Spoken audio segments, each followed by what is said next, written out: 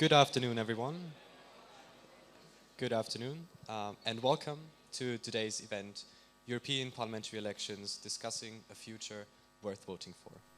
My name is Lucas Haas. I'm the president of Calliope, that's the study association of philosophy, politics, and economics here at the VU.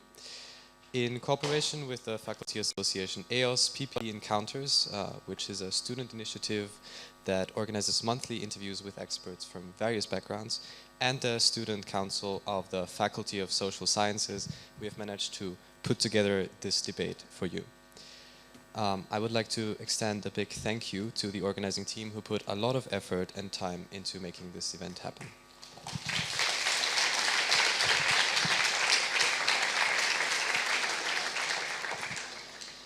Of course, I also have to thank all the people who have contributed to this event and made it possible.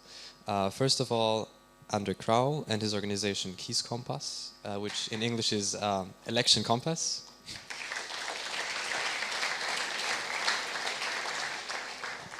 Kies-Kompass aims at assisting voters by matching their preferences with the positions of different political parties and to inform voters on the stances of those parties and the issues that they're interested in.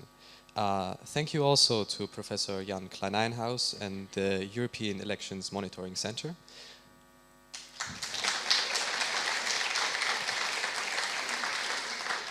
They will also be recording today's debate, and it will later be available on the internet if you want to have a look at it again.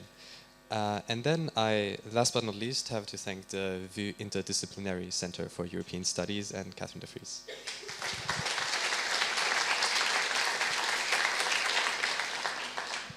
So before we head into the actual debate, let's quickly go over the schedule for this evening. We will start off by a brief introduction by Andre Kraull on the main issues in these European elections. Then the moderators, Sven and Idan, will introduce themselves and the panel before we head right into the panel discussion. After the main panel discussion is concluded, there will be half an hour for your questions, so I hope you pay a lot of attention and then ask some good questions to our panel members. And afterwards we will have drinks at the EOS lounge. Thank you.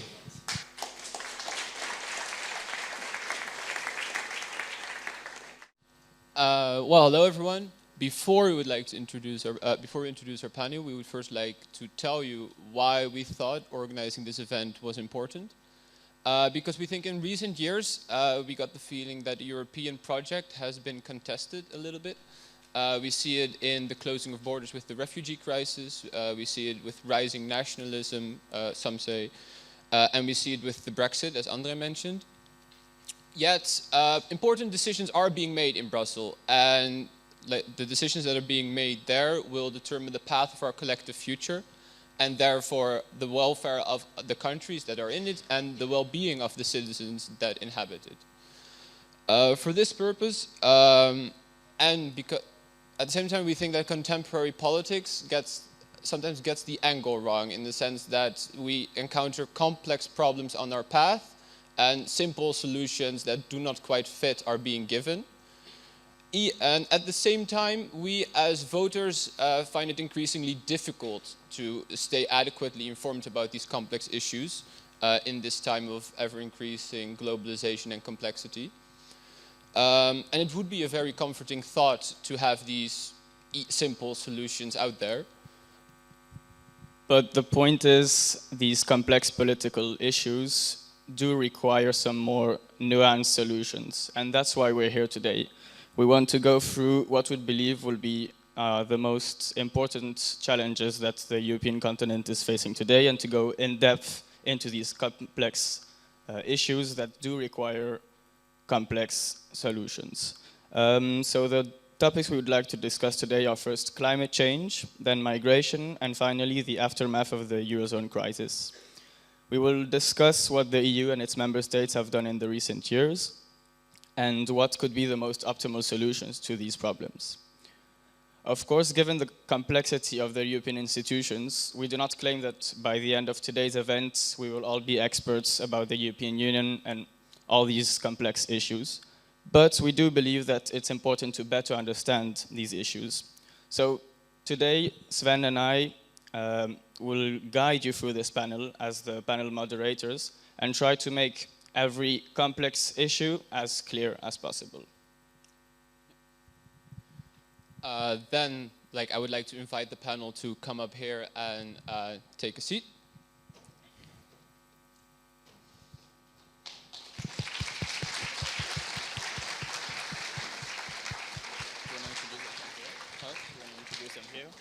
Yeah, we introduced them here.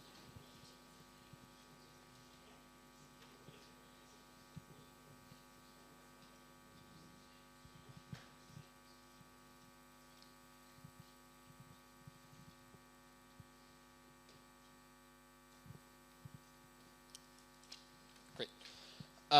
Well, let's start in the middle. Jimmy Bastings is the representative of the Christian Democratic Appeal, the CDA. Which falls under the European People's Party in the European Parliament, currently the biggest faction in it. To his left, we have patient Mayaki van der Horst, who is a representative of the Christian Union that falls under the European Conservatives and Reformist group. And to my far left is Arnoud Hoekstra, who is the leading candidate of the Socialist Party, which is associated with parties like De Linke in the European Parliament. Those are our politicians, but after this, they will have some more time to elaborate on their positions. Let's switch to our experts. So yes, for the experts, we have Catherine de Vries at the very end.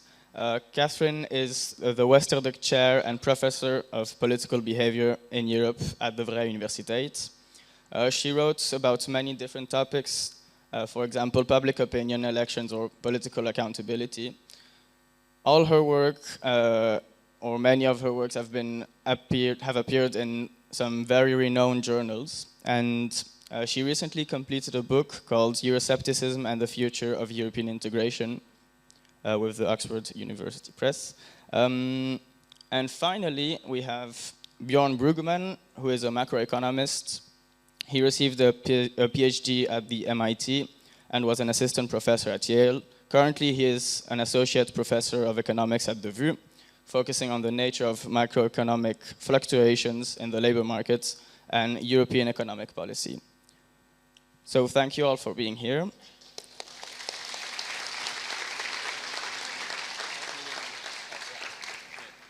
And just a final note, we'd like to express that unfortunately Peter Niedermüller, representative of the Social Democrats, cannot be here today due to personal issues. But yeah, that's it.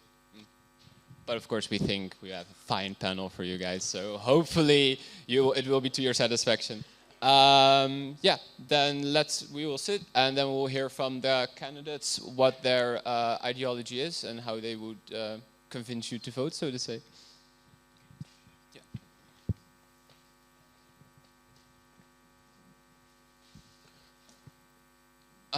Who would like to go first? Yeah, Mr. Hoekstra.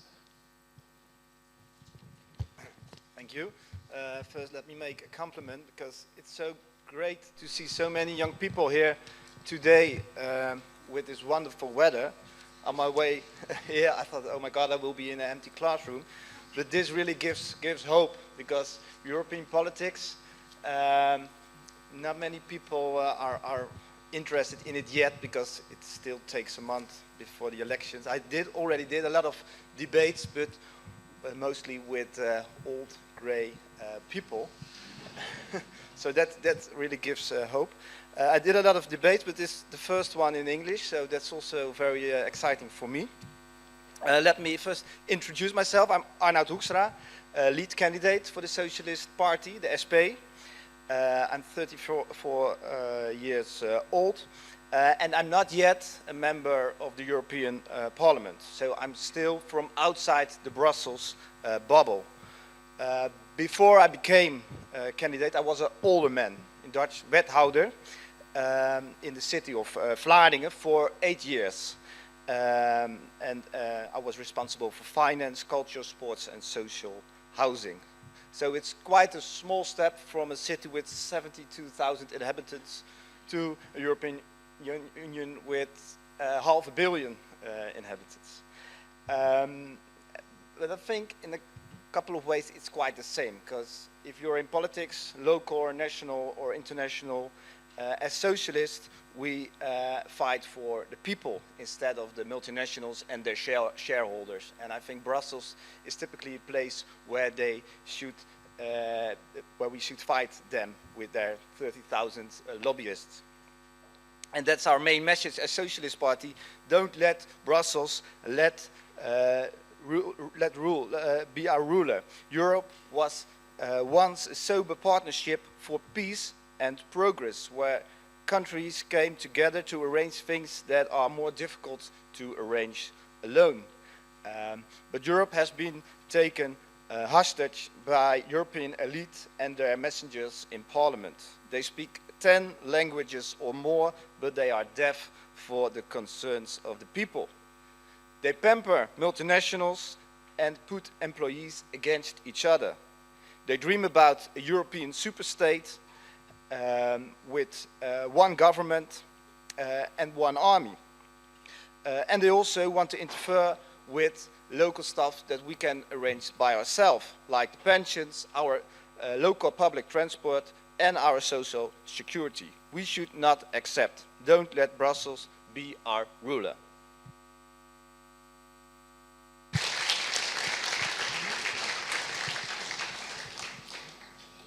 Thank you very much, Mr. Hoekstra. We could switch now to Mrs. Mayaki van der Horst, if you could give us your vision for these European elections. Thank you. Well, for many of you, I'm new in the space of European politics. I came to Europe almost 15 years ago as a student with a fellowship from the European Commission. And when I left the home shore of my country, home country back then, Nigeria, I was excited. I was coming into a totally new, different world to explore what the wilder world had for me and for my future. Let's fast forward 15 years down the line. I work now in the field of development finance with one of Europe's largest development finance institutions, and I work a lot in emerging markets of Africa and Southeast Asia. 2 years ago, I got my Dutch nationality. And even before then, I remember coming back from a business trip. And when I landed at Schiphol, I breathed a sigh of relief and said, it's so good to be back home. So when I took my oath of citizenship, I took it with a lot of responsibility, with a heart of gratitude and joy, because I also believe that I have a future here, and I have a stake in the success of Europe. I am one of the new breed Europeans, and our vision for Europe is not so different. We all want better lives, we want good quality living standards, and we want equality amongst people. So what does the Christian Uni stand for, really? In this election, we believe that cooperation is very important, but we do not believe in a super state. So in that sense, I agree with my colleague here. We believe that there are areas where we can work together. You know, there are areas where at an EU level, we need to work together. But at the same time, we must not undermine the sovereignty of our individual member states. Also to decide how they want to grow, how they want to take care of their old and their young. On issues of climate change, on issues of migration, there is a lot of work we can do together. But at the same time, and I choose to repeat this because we have seen and heard a lot of narratives around fear, but we want to change that narrative. And I mean, over the last few months, we have also seen the youth movement rising up, growing and saying, this is also our future. This is the future that we want, and we are no longer sitting on the sidelines. We want to be able to speak for that future. So I'm hoping that in this election, that we will all rise up. I don't know if I still qualify to be a youth. I'm 41 years old. But as long as I'm still strong and I'm still active, yes, I believe I'm also a youth. But it's our future that is at stake. And we have a collective responsibility to decide who are the people we want to put in parliament to help chart that future. A superstate is not going to take us there. But working together towards a future that is safe, that is sound, and that is strong is what we need. So I encourage you that in this election, don't stay back at home. Take your friends with you, go to the polling booth, and irregardless of the party you vote for, just let your voice be heard and let your vote count. Thank you.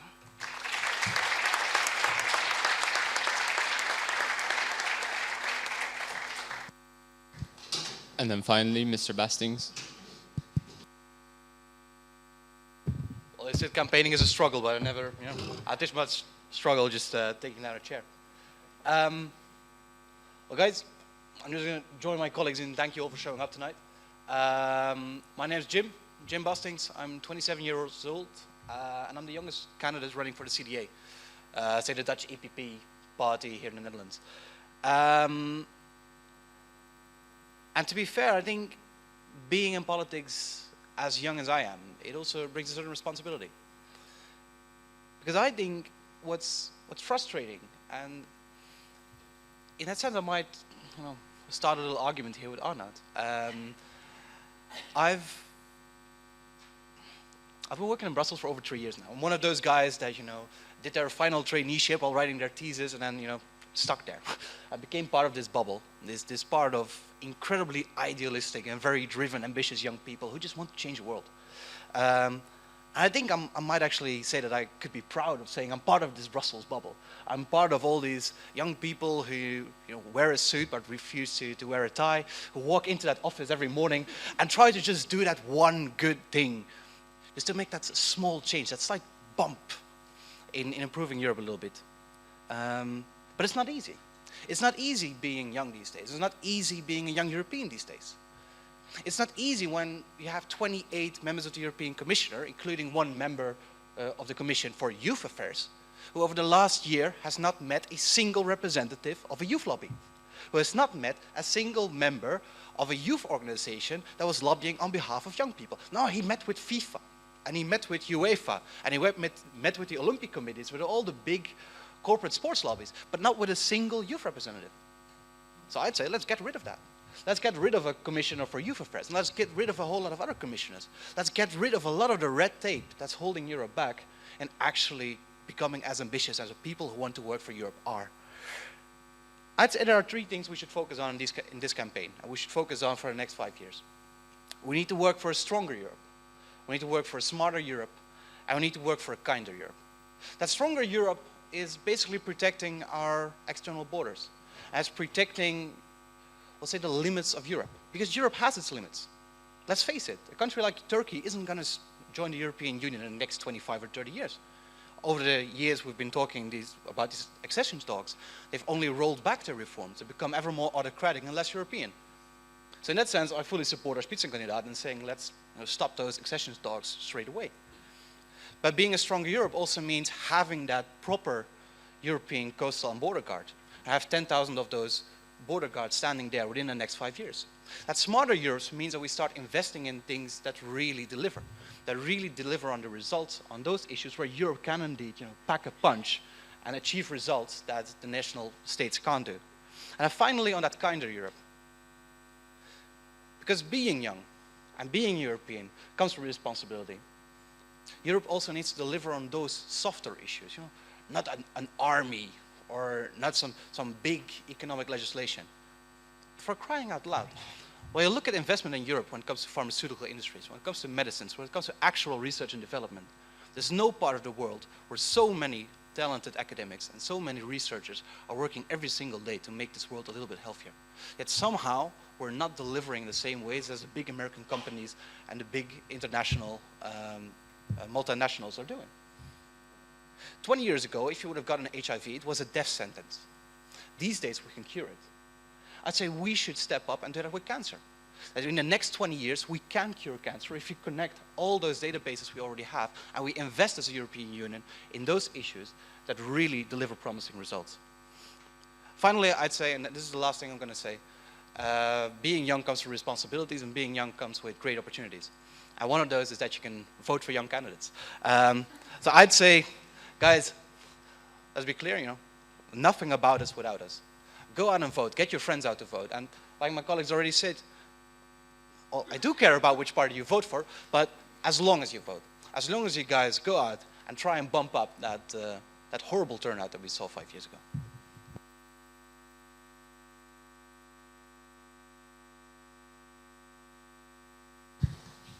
Well, thank you, everyone. Then thank you for this great introduction. Then we would like to move on to the questions. We said we would start with climate change, so let's start.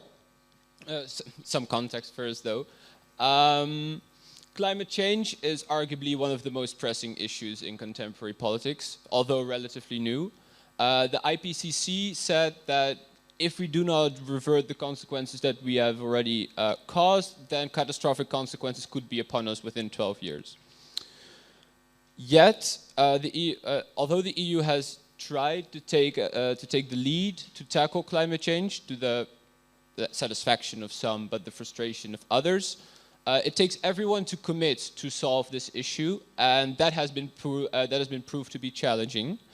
Yet we cannot deny that there are already costs on some countries and some individuals, and we cannot deny that there is a discrepancy between who causes these costs and who receives these costs. So in that light, I would like to come to my question, actually, and I would like to ask it to Mayaki van der Horst. 50% of the people think that the EU should take on climate change. What do you think is the EU's responsibility in taking on climate change, and what can they do? Thank you. Well, I believe that at an EU level, there is work that can be done. For instance, when we talk about cleaner alternatives, helping to sort of build linkages, rail linkages, for instance, build energy linkages across borders. I think there's a lot of work that the European Union can do with member states working together. We need an energy policy that sort of sets ambitious targets for member states that we can work together to deliver, because we need to get rid of fossil fuels. I mean, that is clear, because if we look at the rate of emissions and the impact that it has not only on the EU, but globally, fossil fuels need to go. And I would say that the EU actually, as a collective, we have done a lot. We have renewable energy, resource efficiency has gone up, but we also need to move more into a circular economy. And there I see a role for the EU to bring member states together in that sense, and to support, to build strong infrastructure. So for instance, instead of taking planes and flying, which also has a lot of emissions, why don't we use more of rail networks? And we see that even within Europe, there is a lot of delays in rail times. But if the EU can come into that space and using infrastructure funds to help strengthen the networks, to help strengthen both the energy and the infrastructure networks, then we will see that more people will be willing to travel with rail. And these are all cleaner alternatives, because the emissions from the rail compared to air is actually lower. So I see a lot of support that the EU can give at an institutional level, but there's also a lot that individual member states can do for themselves.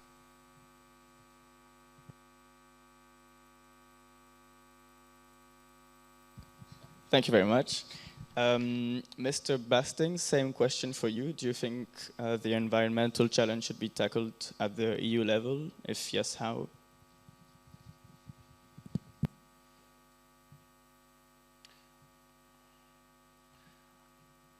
course it has to be. That's a no-brainer. The European Union as a policy body and as an economic body has an enormous responsibility in greening its economy and in providing innovations that can be exported or can be shared with other countries so that they can make this transition even faster.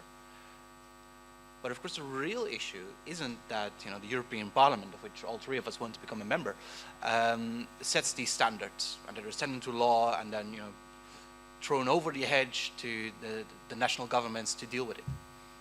Actually, it comes to properly implementing these ideas. In the end, it comes to regional authorities, it comes to local governments, it comes to private citizens to make these investments. It comes to businesses to really greening their processes, their internal processes. And in that sense, I'd say that an EU policy to improve the environmental situation we're in, to reduce carbon emissions, is just a tool to achieve that goal that we set in Paris. Because every EU member state has committed itself to the Paris Climate Agreement. And even if some countries aren't really that committed to it and aren't really keeping up their promises, I'd say as Europeans and as citizens, it's our duty to keep our politicians to that commitment. Although there is one thing, and maybe that's something that Arnaud hit on in his own introduction, we seem to forget about the squeezed middle class. It's already been mentioned before. There's a massive group of homeowners, of people with a middle class income who simply can't afford the investments that are expected from them to be made. A lot of government subsidized housing could be greened relatively easily because the government can borrow quite cheaply. People who have a lot of money can either afford higher electricity costs or pay for insulation and green energy, solar power themselves. But the squeezed middle class, especially in countries in Western Europe with high mortgages and with a relatively stagnant wage has a lot of difficulties there. So in that sense, I think it would be helpful to, for instance, use the European Investment Bank and use the framework already set up in the Juncker Fund, the EFSI program over the last few years, so that we can trigger new investments and through local and regional government provides revolving funds for those homeowners who want to invest and then, for instance, pay off that loan in, say, 10 or 15 years through their reduced energy costs, but at the same time greening the way they actually live. Thank you very much for your answer. Mr. Hoekstra, same question, also keeping in mind like the integrated network of Meriaki van der Horst and indeed the investment bank. Yes, of course, I agree with them. And it's about public transport, and also as we see that normal people get the bill of this whole exercise. And starts with the question: climate change does not stop at borders, but does not stop at the European border. So we have to work together, not only to make a change, to get rid of the fossil fuels, but especially that not the people get the bill of it. Instead of that, we have to tackle the major polluters, such as Shell, would hardly pay any tax at the moment. So if we start let them pay tax, then it will be easier for normal people to keep paying the bills. Thank you very much, Mr. Hoekstra. Does anyone, does Ms. de Vries or Dr. Bruggeman want to respond to this? I'm not going to say about the different kind of political positions, and it's very great that you carve out these differences. But I do, when I hear you speak, see some possible tensions. So all of you seem to suggest we have to get rid of the red tape and we have to get rid of the quote-unquote super state. And I know that can seem as very electoral advantageous, but then on the question about how should we tackle climate change, and I presume also a lot of other questions, Europe then often tends to be the answer. So can you have it both ways? And also another element to that is that things that we think are important, for example, taxing companies, to be fair, how the hell do you think you can do that without international cooperation? That's been Piketty's argument in his book, right? We need some form of actually beyond the EU. So these kind of, may I say, cheap rhetorical tools to say, super state, red tape, etc. And at the same time, then saying we have to work together. I was invited not to only agree, but to put a bit of fuel on the fire. But I think to follow up what Mrs. De Vries is saying, like what could you answer to this? Maybe Mrs. Mayaki van der Horst claiming we should get rid of the supranational state, and then in the same time being advocates of European regulations on the climate. It's a bit of a disruptancy here. Could you maybe explain us what's your position on that? Well, I mean, I don't necessarily agree that, yeah, there is a disconnect there. Like I said, I believe that there is a role for the EU to play in terms of coordination, in terms of using joint funds to set up cross-border networks, energy systems, and create these linkages. But there is also roles for individual member states that they can take on themselves that really do not require that we cede those powers to to Brussels. And I would say that, for instance, if you look at the targets, the emission targets, the Netherlands even has a more ambitious energy target for itself than the EU has set. And yes, it is said that we are still behind, but at least we have taken that bold step. And that is on a national level, that we say this is where we want to be in 2030, this is where we want to be in 2050. And that is even more ambitious than what the EU has set. So I think that countries, member states, should be given that opportunity to also develop their own path forward, which is not in disalignment with what the EU wants to do. It should be in cooperation, it should be in alignment, but at least that sovereign right to also decide, for instance, like your energy mix, and not all of that decision coming from Brussels should be there. So I am a firm believer that nations know what is best for their people, and they should have that autonomous rights. They should have that sovereign right to decide their own energy mix. And the EU should help in coordination. I think that is a role, because the EU is there to serve the member states and not vice versa. Thank you. Thank you, Ms. Mayaki van der Horst. Mr. Basing, you want to respond? Well, yeah, very shortly, because there hasn't been a single case in environmental policy where the European Union has said, oh my God, this country is way too ambitious, we're going to stop them. There's not a single case where this has happened.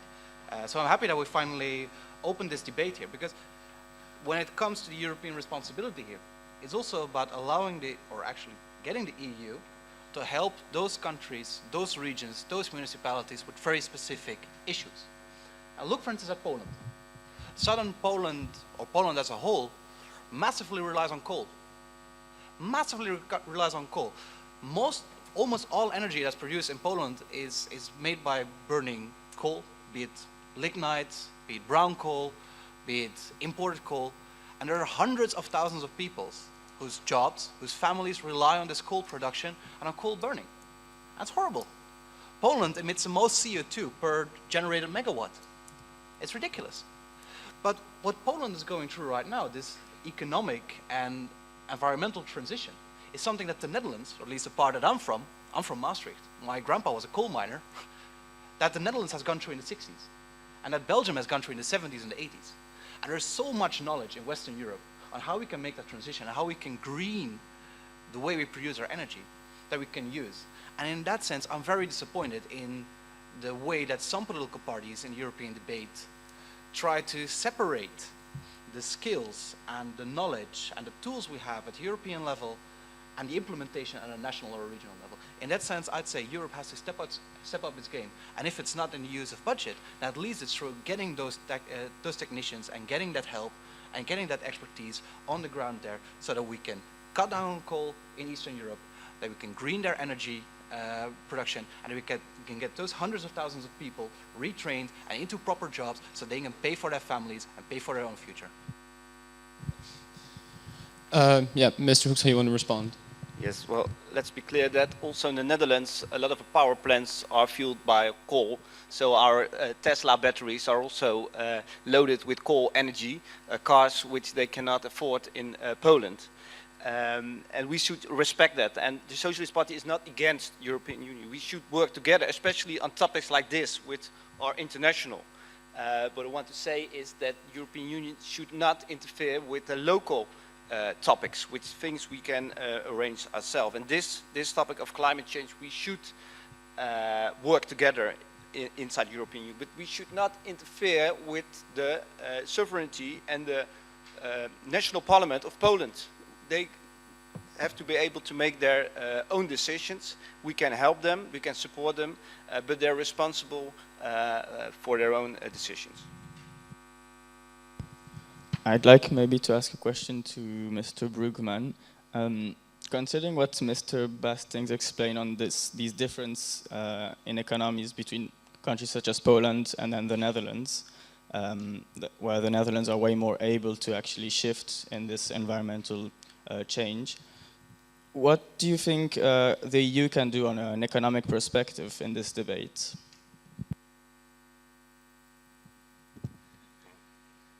Thank you. Yeah, I think that's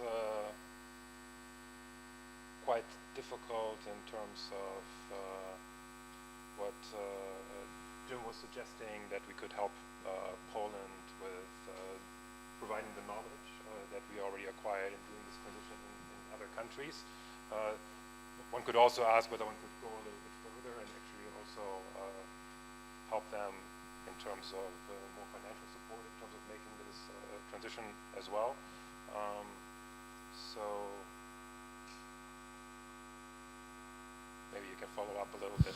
Yeah, maybe more refine the question a bit more. We heard like the role of the EU is like variable here, like how much influence can they exert, how much can they interfere in their autonomy. Do you think that if the EU has no power to influence the sovereignty of its member states, is that a very likable scenario concerning climate change? Can we actually then achieve a lot, or is it comparatively way less? Well, I do think that there are already some policies that are in place at the European level that do actually already restrict I mean, that member state agreed on to have, for example, emissions trading and things like that, and those are already in place in terms of putting some restrictions, and then countries can exceed that. And so, I mean, there is also scope for reaching these kind of agreements at the European level of putting restrictions on the countries as well. And then one also has to kind of think how to make it economically feasible for countries to do these kind of transitions. And then some countries may also want to decide to exceed and have more ambitious targets than that. So, I mean, this is definitely one policy area, I think, where, as Arnold was mentioning, it is an international issue, climate change, and so it's perhaps not one of the areas where it is very likely that there are going to be huge problems with European overreach or super state kind of issues, so maybe this is not the topic where this is likely to happen. And I think that there is, yeah, a lot of room for also at the European level to reach agreements to make progress on this issue. So I have a question maybe for the three candidates. So it seems like we have a bit of a gray area in which on the one hand, cooperation seemed to be a solution for the climate issue, but then on the other hand, we don't want to impede the sovereignty of certain states. So what would be your solution, considering these two different positions? Because you stated your ideologies rather, but concretely, and considering this gray area, what would be your solution?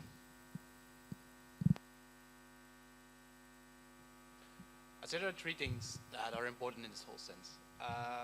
First, it's the understanding that the greenest energy is the energy you don't need.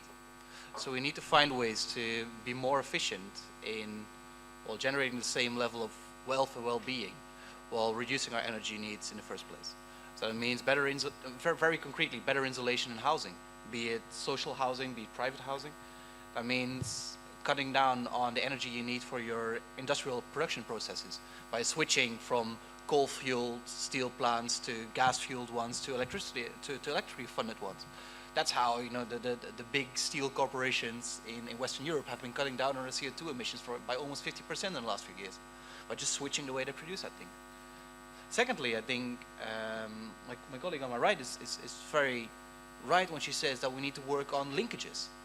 It's ridiculous that Germany is not capable, Germany, the richest country in Europe, is not capable of transferring its green energy from the north to the south. Simply because they don't have the high capacity energy links within Germany, and because the interlinkages between Germany and the neighboring countries are relatively non-existent. So that's one of those things where EU funds could be used to subsidize the production of those links, or actually creating those links, because they're ridiculously expensive. But finally, and that's something that I think European politicians just aren't as ambitious on as they should be, Europe has this driving force that a small investment, this small stone thrown in a pond, can create these big waves of new investment and of new innovation. And in that sense, I really think we should be using the European Investment Bank, we should be using the power of the European Central Bank, we should be using the tools that are available with relatively small centralized funds on a decentralized scale by putting it to use for local and regional authorities to really invest in local and regional green energy generation, be it solar, be it wind, be it water, be it any kind of green energy production that actually works.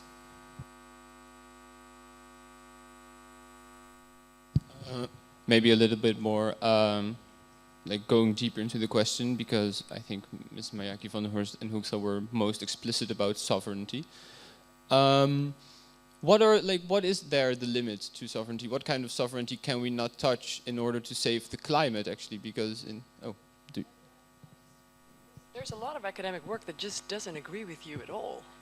And that economic work says the following, that if you are a small nation in an open economy that has to do with migration, that has to do with climate change, you gain sovereignty by cooperating. You have no sovereignty to really determine your own fate. When you are exposed to financial international markets, to big corporations that take tax out of your country, to migration flows coming in that you cannot control. So the idea that you can gain sovereignty or keep sovereignty, they would just say that doesn't exist. This is actually a book by Alan Milward, The Rescue of the Nation State, from 1992. And the idea is actually that the EU increases sovereignty rather than decreases it. So tell me then what type of sovereignty you're talking about. I guess it's quite strange and maybe a bit arrogant to think that we as Dutch politicians can force, like Polish democratic chosen politician, to make different choices. And it's also, we cannot expect from people who have a minimum wage of 300 till 600 euros a month to insulate their house and buy solar panels. So what we need is work together. That's something different than force national parliaments, and work together on the principle of the polluter pays, principle, so that the big polluters pay more tax, so we can invest in all those possibilities as insulation and solar and wind. So sorry, one more thing. Just because Poland has a seat in the Council, Poland has representatives in the European Parliament. So if they agree on these kind of climate change goals at the European level, they might not be as... What is the issue of overruling Polish Parliament? EU law has supremacy over national law.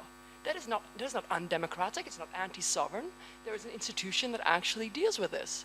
So I still would like you to answer the question, what kind of sovereignty are you talking about? Yes, of course, at the moment, if they want that as well, and all the 28 member states want to have the same solution, there's no problem. There's a problem when a couple of them want to opt out. They say, we don't want to join this. And then we should not force them and give them the possibility to opt out because they have their own sovereignty. I have to say that... Excuse me, Mrs. Mayaki, we have to continue switch to the next topic. But I think we will have this...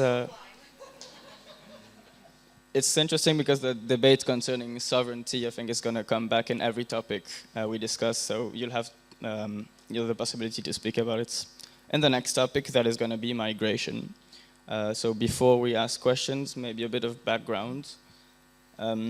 So between 2014 and 2018, just to give some numbers, 1.8 million people entered the EU via the Mediterranean crossings.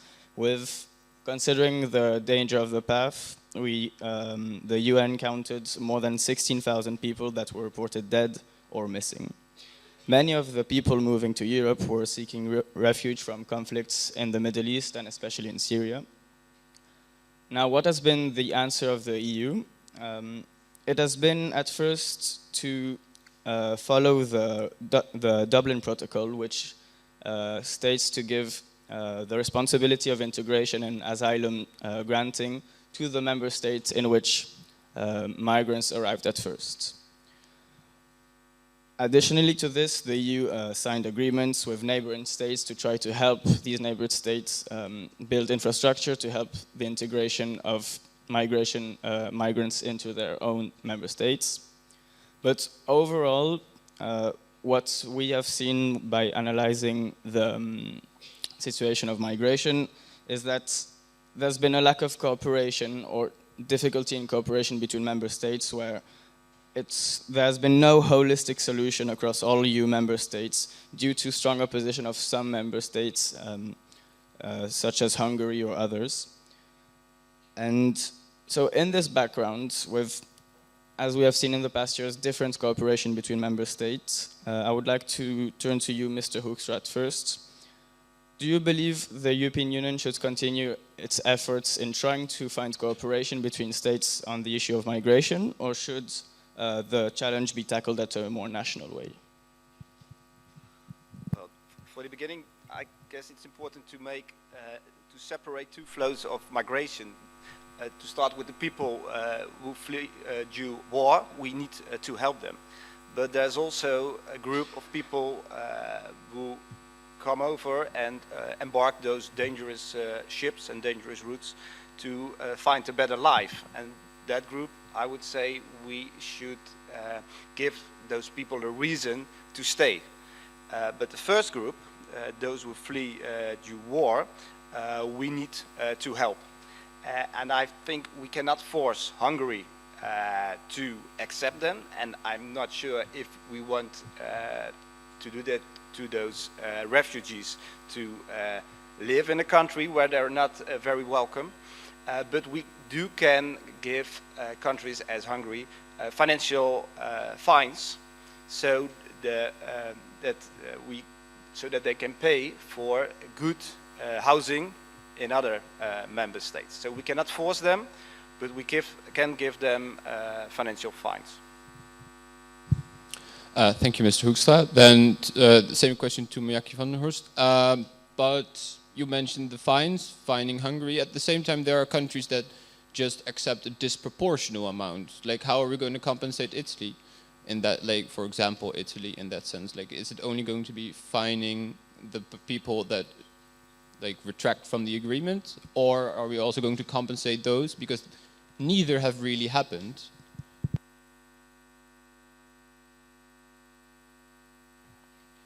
First, answer your question a little bit differently. And I want us to take a couple of steps back. When we talk about migration, and I think this is the point where, if you permit me, I will take off my European hat and I will talk like someone that grew up in the developing world. We need to ask the fundamental question: why will these people risk their lives to cross the Mediterranean or take this hazardous trip through the Sahara to come to Europe? It is the promise of a better life. But why can't they have that better life in their countries? It's because the reality, the grim reality, is that it does not really exist. We talk about education. In many emerging markets, many developing worlds, we have seen investments in education. A lot of young people have been educated, gone through the tertiary institutions, but no way to fulfill their dreams, no way to fulfill their potentials. Industries are not working. The school system has failed. They cannot get jobs. So what do? Do they stay in a burning house? No. Because they want to fulfill their potentials, they take that hazardous journey. Also to be able to help their families. It is a very, very difficult situation when you grow up in an environment where if you have power for 2 hours in a day, you should be very happy. Many of us here cannot comprehend what it means to press the switch and not have electricity. If I should speak for Africa, we say, yes, there is over 720 million hectares of arable land, but less than 20% of cultivation. Why is that? What is the incentive for a farmer to go and farm the land if you know that between farm to market, 50% of your produce has gone bad because there are no good roads to move them? That you cannot move your produce to market because there is no storage cooling facilities, and another 30% of that has gone bad and rotted away. What is the use? Every economy grows on the back of small and medium-scale enterprises. Many of these developing countries do not have the opportunity to grow these sectors. Why? Because the overhead cost of managing diesel alone takes away all the profit of any business. So what is the incentive? And how can small businesses grow? So when we talk about migration, I say it is not by choice that you find many people make these dangerous trips. I was reading last year a report from the Human Rights Watch where they said a man who has just gotten compensation for a land that he had decided to use that money. That was the money he got from everything that he had that he was compensated on, and used to send his 2 sons to Europe. The last he heard of them was in Libya. And up till today, he has no word. Money gone, family gone. Why would people, take these extreme measures? It's because they want a better life. So if we look at it from an European perspective, where we have all these things going for us, and we say, why should these people come here? Why can't they stay in their own countries? We need to help them to build the societies that we have here. If they have good roads, if they have energy, that's all that is required to grow. So I believe that in terms of cooperation, when it comes to the issue of migration, the EU can step up. We can step up in ensuring that in the economies where these people come from, that they at least can deal with the basics. Mr. Mayaka, we would like you to finish your thought. Sorry. Apologies. That they can deal with the basics. And I believe that there is a lot of work we can do on an EU level and on member states. Thank you.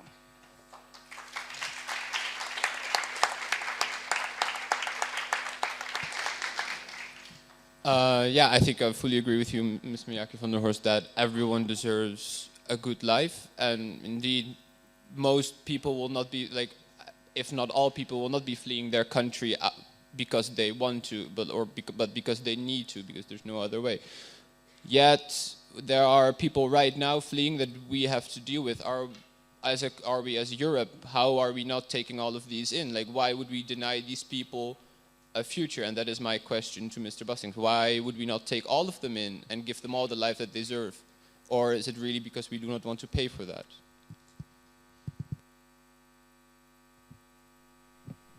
Well, it's a very interesting question, because I think we just hit the right note on this whole debate. Because let's face it, there are indeed millions of people who are fleeing, or fleeing from persecution, or fleeing from war, or fleeing from hunger. And most of those people flee to the safest destination nearby. And that might be Lebanon. That might be South Sudan. That might be the next European island across the Mediterranean. Yeah. But if we want to take care of those people, I think the first thing we should do is to break the cynical business model of human traffickers who made a shit ton of money smuggling people across the Mediterranean. And we have to try and take care of those people as close as where they are coming from. So in that sense, and I know it's very controversial to say, but I think in that sense we can learn a lot from the deal the European Union made with Turkey in providing funds for NGOs, providing funds for the International Red Cross, to provide medical care, to provide housing, to provide education for those people who had to flee from Syria, had to flee from other countries in the Middle East, and to provide services for them, to them as long as possible, as long as needed, and to provide for tools to process those people, to process their asylum claims, because indeed there are a lot of different people who present themselves at the EU external border. And my party and me myself, I believe that people who are indeed refugees, who are indeed fleeing from unfair persecution simply because they are a man and they're in love with a man and they want to be with them and that's illegal in their country, or because their elites decided to take up arms and start shooting at each other, so you have a civil war in Syria, or because of all the other reasons why people could be legitimately fleeing for their lives. I think we have to be compassionate, we have to be kind, we have to provide those people at least a temporary home. If they want to stay longer, they can become part of our society and they should be able to contribute something and take up our nationality and join us in being European.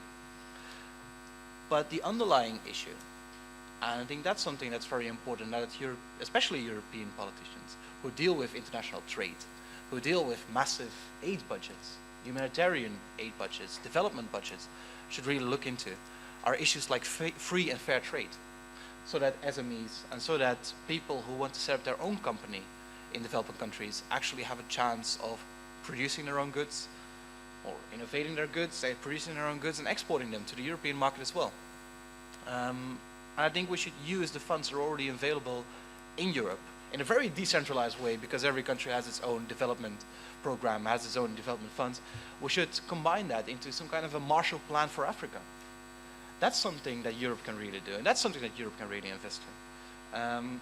And on the long term, and that's the last thing I want to say on this, the long term, we have to look into a way to allow people in developing countries, especially in sub-Saharan Africa, to escape to new neo-colonial exploitation that China is trying to push on them, with loans that they can never pay back, with infrastructure that is amazing, but will only benefit Chinese multinationals in exploiting the natural resources of Africa. And through the way that Europe can, get its funds together, get its act together, get its policies in order, allow these countries to help themselves. Thank you, Mr. Bastings. Maybe one of the two other candidates was to reply to this different proposal of having a geopolitical effect as the European Union. Yes, Mr. Hoekstra. Yes, well, capitalism never stopped with colonialism, so we can subsidize them to give them roads and give them electricity, but it doesn't make any sense as long as we accept that our European multinationals keep robbing and stealing natural resources from their country. We should stop accepting that and make them pay, the people over there, pay taxes, not only the corrupt leaders of local tribes, but pay taxes who invest in those roads. That's much more effective than only subsidize. Maybe I have a question for Mr. Brugman. What is then the effect, the economic effect of a member state to have additional immigrants in its country? What is the effect of having a stronger labor force? Is it costly for a country to have additional people? More specific, actually the same question, but given that the number that we've been taking in 4 years is 1.8 million over a population of 500 million, like, are those costs really that high to take them in? And aren't they economically benefiting us as well, like enlarging the market? All Right, so there's a lot of economic research, of course, on this topic, and unfortunately, research doesn't reach a full consensus on this issue, whether the net impact of immigrants on a particular country, whether it's positive or negative. But I think overall, the economic research does show that the impact is not huge, in the sense that if one thinks about the numbers in terms of refugees relative to the European population, in terms of integrating them into the economy, that's definitely a feasible thing. It could have positive effects. It always depends a little bit on the exact background of the migrants in terms of their skills, what exactly the impact is on an economy, but it always seems to be a manageable thing, especially if, and that goes back a little bit to the Dublin Protocol and also the issue with Hungary. Ideally, I think it would be nice to have a solution at the European level where we do manage to distribute refugees in a fairer way, and I think then it would be definitely manageable in an economic way to integrate them in the labor market. Always the effect also depends on whether you do a good job in terms of the integration policy. Jim, you also mentioned that it's important to offer refugees, if they want to stay for a long time and not just temporarily, to actually become a part of the society and contribute in the labor market as quickly as possible when they arrive, and giving them the right help to integrate into the labor market. And I think if that is done, and I think it's understood how to do that in the right way, more or less, then from an economic perspective, there isn't really a major issue here, and that is perhaps often by people that are worried about, maybe they're not fully informed that that is actually not such a major issue. Thank you very much. Mr. Bastings? Well, maybe a very short contribution on that as well, because we touched on Dublin. I think one of the flaws in the Dublin system, which was set up basically 2 decades ago in a completely different international context. We were just, reeling in from the Balkan Wars with a completely different flow of refugees, and a lot of short-term refugees who just crossed into the EU border for hostilities to cease and then went back, whereas now we're dealing with far more international flows of migrants. One of the problems with the Dublin regulation as it is right now is that pretty much all the burden falls on a handful of member states who are suffering still from the consequences of the economic crisis, who are still suffering from political crises, and who have trouble managing their own affairs, let alone, at least on paper, taking care of hundreds of thousands of people who cross the border in a relatively short span of time. So in that sense, I'm happy that finally the political consensus is that we need a new Dublin regulation, that we need a complete revisal of it in a way that, for instance, would allow refugees to first apply for asylum outside of the EU borders by presenting themselves at an embassy or at the UNHCR or God knows where, but also to allow secondary member states, so to say not just Greece, Italy and Spain, but also France or Austria or the Netherlands, to take over at least a part of those refugees without immediately saying, okay, you're welcome here, but at least for them to stay temporarily until their claims have been processed in a lawful and legal way. I think that's one of the important things, because then you also provide a certain legal clarity to people who are already suffering so much and have traveled, across the Sahara or across the Mediterranean or who knows from where. Thank you. Maybe Mrs. van der Horst. So Mr. Bastings is proposing an extent of the Dublin Protocol which would allow member states to help the handful of member states that initially had the migrants arriving in their country to be able to integrate migrants in their own country. So enabling countries such as France, Belgium or the Netherlands to have more migrants in their country in the end. This, to a certain extent, suggests a stronger European cooperation. So what is your stand on this proposal? Well, I definitely believe that this is one area where we need to work together. I am in support, and I think my party's position is definitely that we need to work together as a union to integrate migrants. And in cases of crisis or emergency situations, the position of my party is also that we have a fixed number that each country should accept. And where countries decide for whatever reason that they do not want to do this, then they should be made to pay a financial contribution. But it should also be their sovereign right, I say that again, I know it's not a word that is popular, to decide also if they want to accept or not. But should they decide not to, then there must be an agreed financial contribution to support other member states that are taking in migrants. Thank you, Ms. Mayaki van der Horst. A question to Mr. Hoekstra.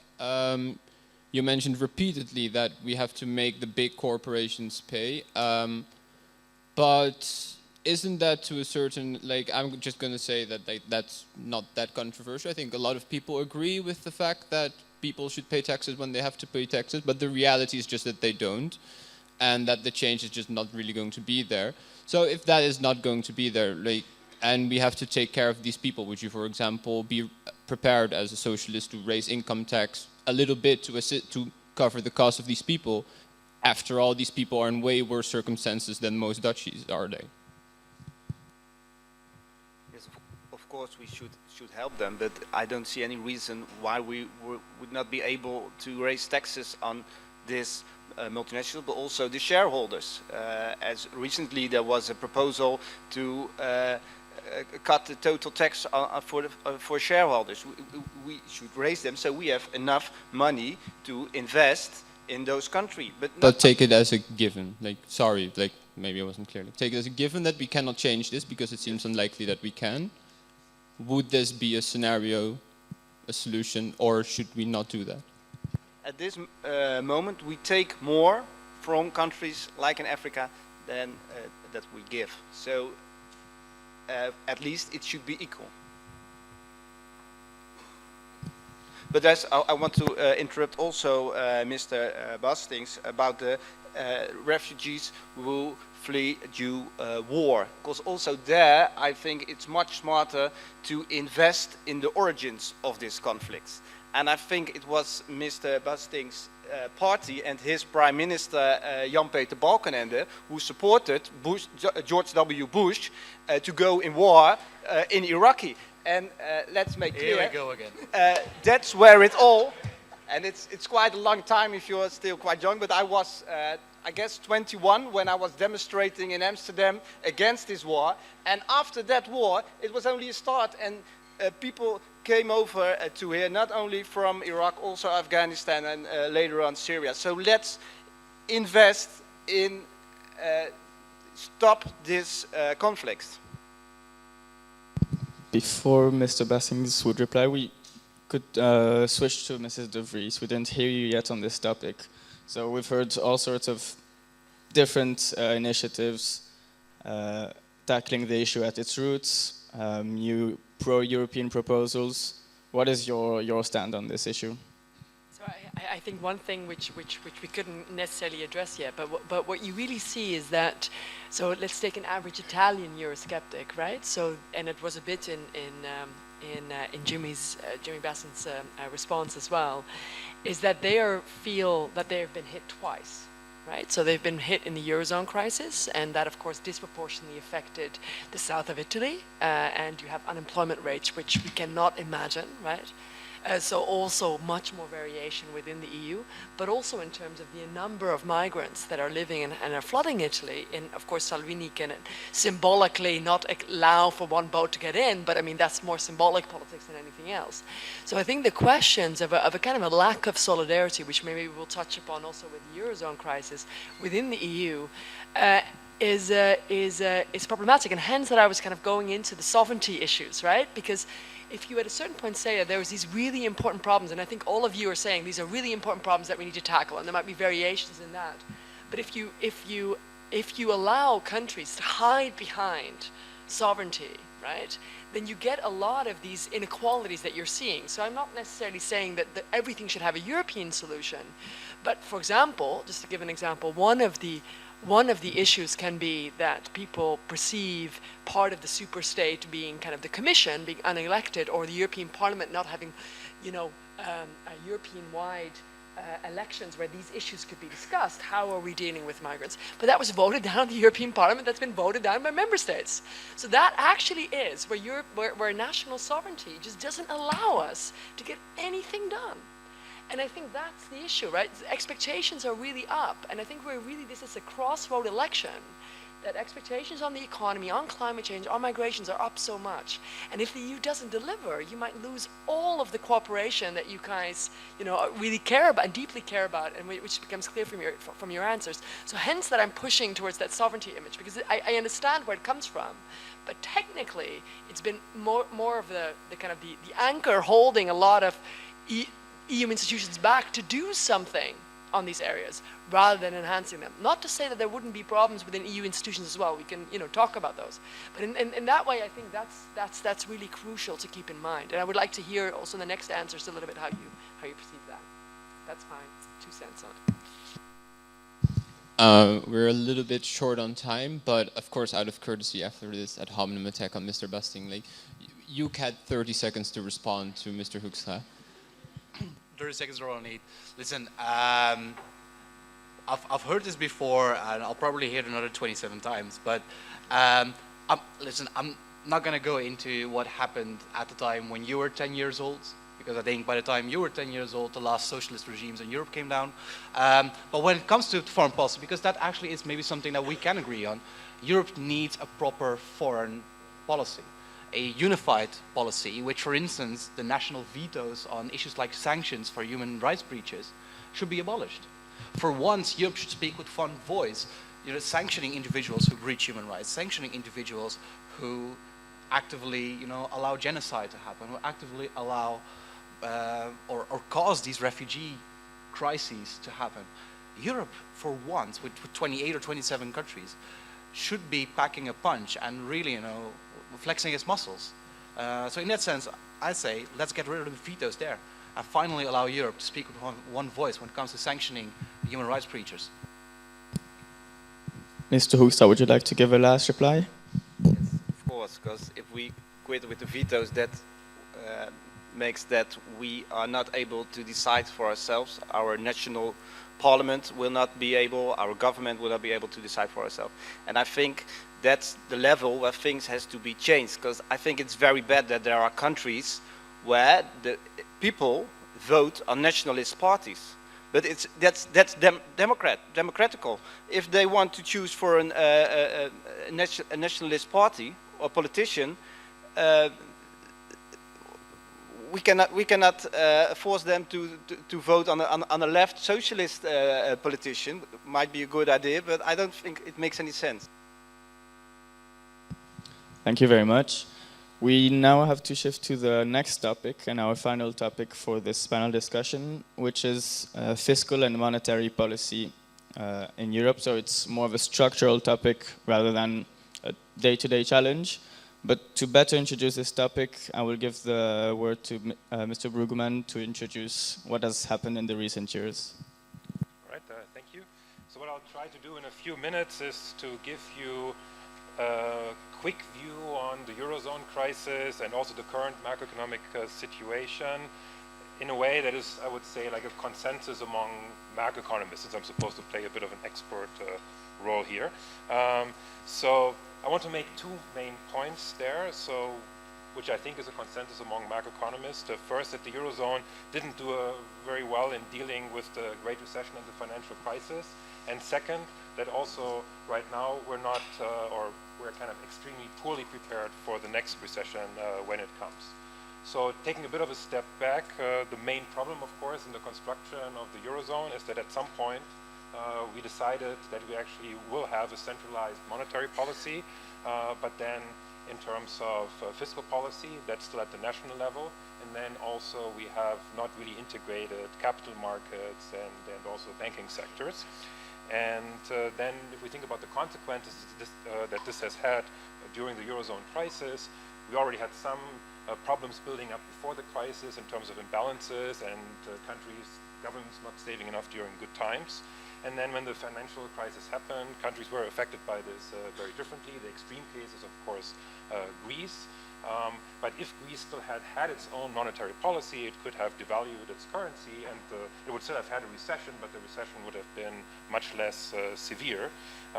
It's also useful to think through what would have happened with Greece if it had been a state in the US. Then things would also have been different in the sense that then it would have received a lot of support from the federal government in the US, and it would also have benefited from the fact that the US does have integrated capital markets and banking sector.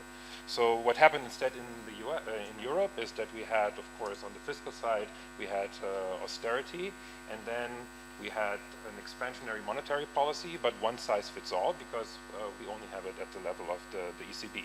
So the result of this was that the performance of the Eurozone and Europe has not been good. The recovery from the Great Recession has been very slow.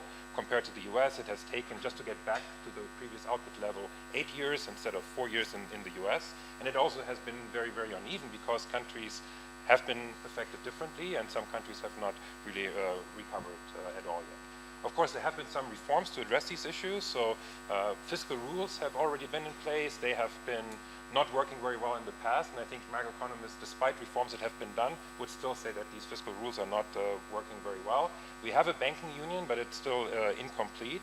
And in terms of taking further steps, there is now quite a bit of disagreement, also between the Netherlands and France, for example, in a very prominent way.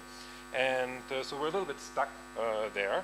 And that, what does it mean, how well we are prepared for the next recession? I would say it's not very good. So what was different before the Great Recession is that at least the ECB still had a lot of ammunition. It could lower interest rates. It could then at a later stage engage in a lot of quantitative easing. But if you think about the current situation, the ECB is out of ammunition. And in terms of fiscal policy, it's not really clear whether there's any reason to think that the fiscal policy response will be any better than during the Great Recession. It's not clear. One can hope, but it's not really clear that it will be better. And so I think most macroeconomists would agree that if the next recession comes relatively soon, hopefully it won't, but if it does come relatively soon, then we will have a big problem. So I think that's the current situation.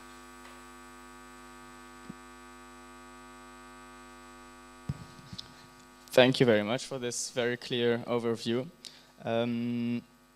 Mr. Hoekstra, I would like to turn to you now.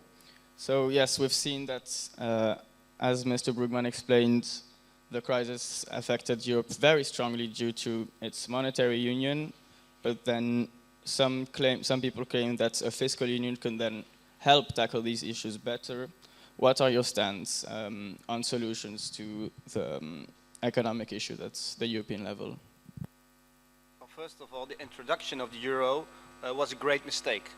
I guess the Socialist Party was, I guess, the only party here in the Netherlands who warned for these problems, but they still continued with it, and now we have a big problem internationally.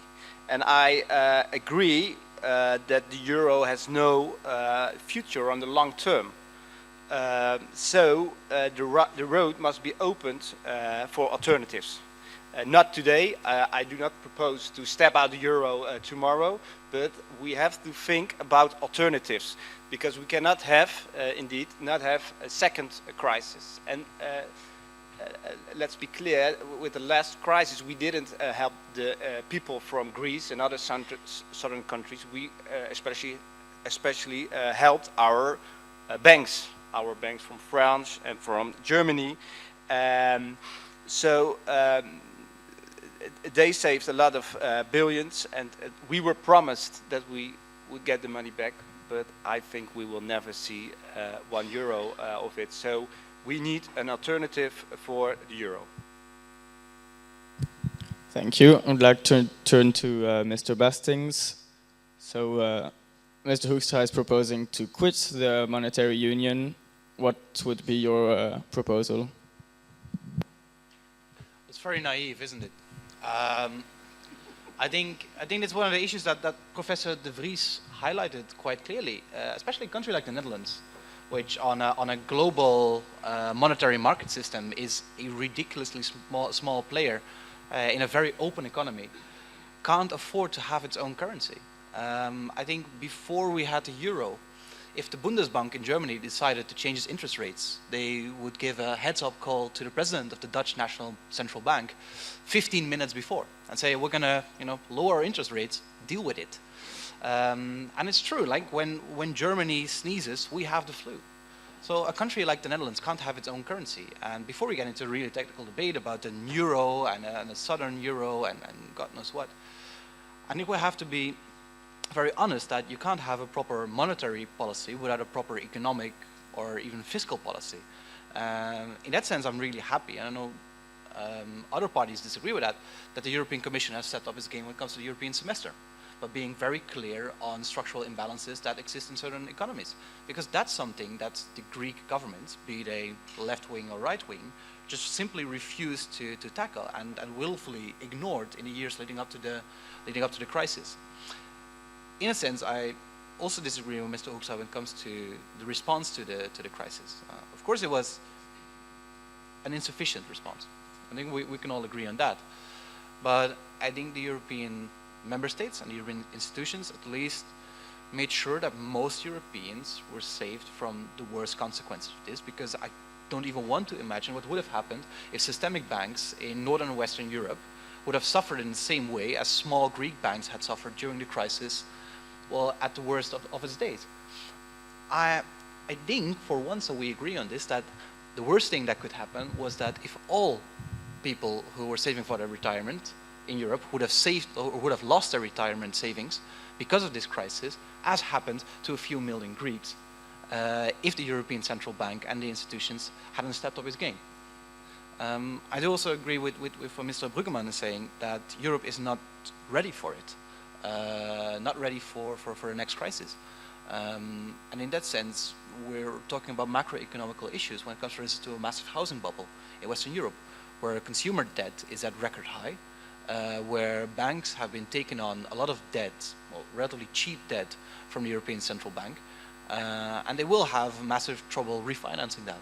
And to be honest, I don't think the European Parliament or the European political parties have a silver bullet to solve this problem. Thank you. Now to Mrs. Mayaki van der Horst. So it seems that Europe is not ready for the next crisis and that its economic institutions are to a certain extent weak, or at least that it's what all three panelists for the moment have been saying. What are the stands of your political party on solutions? Thank you. Well, the Christian Union believes in the euro, so I think that's the first place to start. But we do believe also that there are fundamental imbalances with the framework, and I mean, this is not my area of expertise, so I have to be very clear on that and transparent about that. But there are certain actions that the Christian Union believes that needs to be taken to strengthen the euro and the eurozone. And one of it is that we need to have a solid exit strategy in case a member state who has unexpectedly unsustainable situation chooses to exit. So we need to have a solid exit strategy that they can voluntarily leave the eurozone if they want to. The Christian Union also believes in the no bailout clause of the eurozone, and that other member countries should not just pay to solve the debts and the problems of another member state. So we should abide by the no bailout clause. And of course, there also needs to be a strict compliance with the agreements that was made within the Stability and Growth Pact. And that is necessary to allow the European Monetary Union to function properly. The Christian Union does not believe in a fiscal union. And the reason for that is that member states should have the ability to decide their own fiscal policies.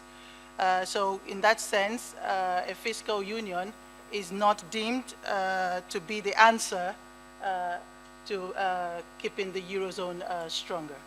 So I would say that's my 2 cents take and the position of the Christian Union. Yeah, thank you. Thank you. I'd like to turn to Mrs. De Vries now. So you explained on the topic of climate change that cooperation led to a stronger sovereignty for member states, actually. And the euro crisis has been fueling Euroscepticism. Do you believe that stronger cooperation, such as a fiscal union, could be a solution to maybe strengthen the member states to and to solve this issue that Eurosceptics are claiming?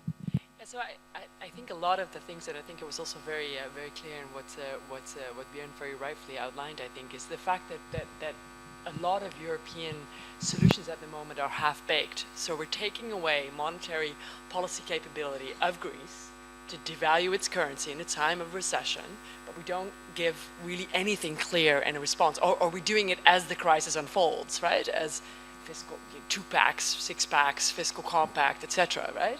And then, of course, we are very, very vulnerable for political change, for kind of political deal-making.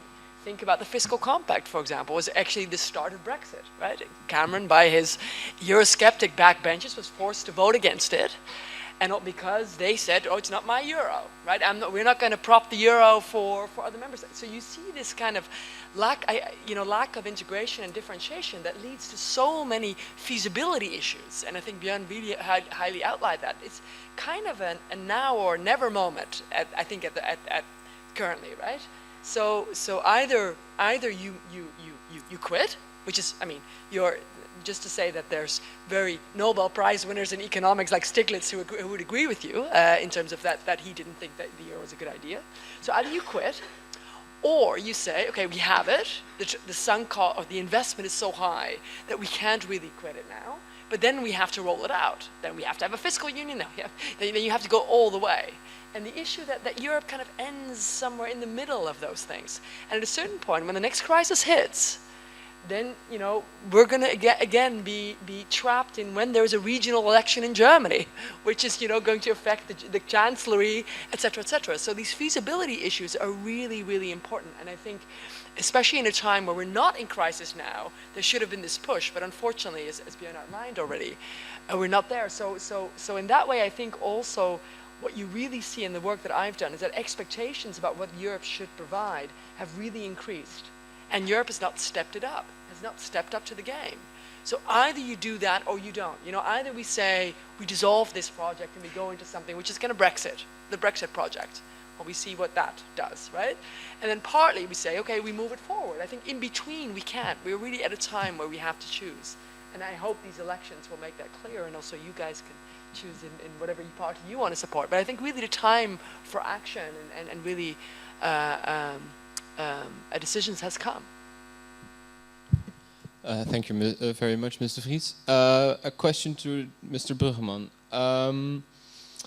It was mentioned that we should have gotten into the euro, and it's always been one of these famous Dutch and almost attractive solutions to retract from the euro. More generally, what is your economic take on what's happened, and do you think that going back from the euro is even a possibility at this point? Is that even a feasible alternative?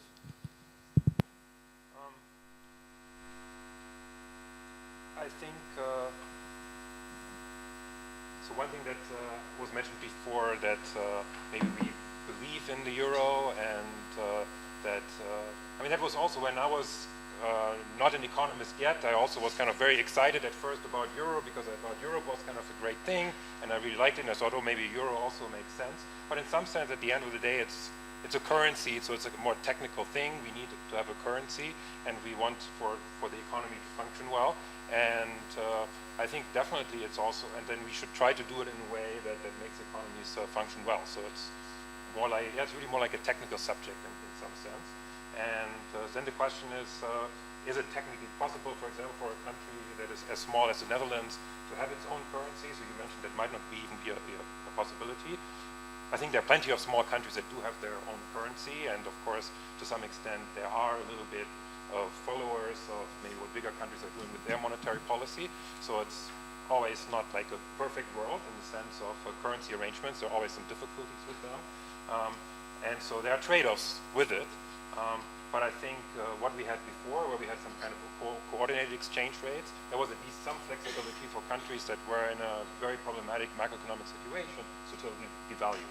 And in that sense, what we have right now is perhaps a more problematic situation. And so we may want to, it might be too costly to go back at this point, in the sense that there might be, we don't really have a plan to do it. I think it's possible to do it, but we didn't come up with a clear plan of how this would actually happen. So it might be good to develop this plan, just to have it in the drawer if it becomes necessary. I think it's good to be prepared for this situation as well. But I think where we are right now is kind of some middle ground where things are not working very well. And so we have to kind of go in one direction or another. And so it was mentioned that maybe we should just make sure that the rules we have in place right now, that they are enforced. But we have been trying this for a while, and it hasn't really been working so far, and I don't really clearly see the reason why it will work in the future. It was also mentioned that fiscal union might be problematic, but I think there are also many, because again, there might be a loss of sovereignty, but I think there's not only one way of doing a fiscal union, there are different ways of doing it kind of on a smaller scale, where we can agree that maybe certain things, and that links to other topics which might be useful at the European level, whether it is climate transition of energy or dealing with integration of refugees or other labor market issues, where there are things which we think should be done at the European level, and then one can maybe also use these things to help with macroeconomic stabilization, without going all the way to like a full fiscal union where we only have like a super state with its own finance minister running everything. So I think there are middle grounds where sort of at a more technical level we can actually improve macroeconomic stabilization, how it works, and I think there is definitely room for economists also to help design these kind of solutions. So if I can ask your country a question. So for countries,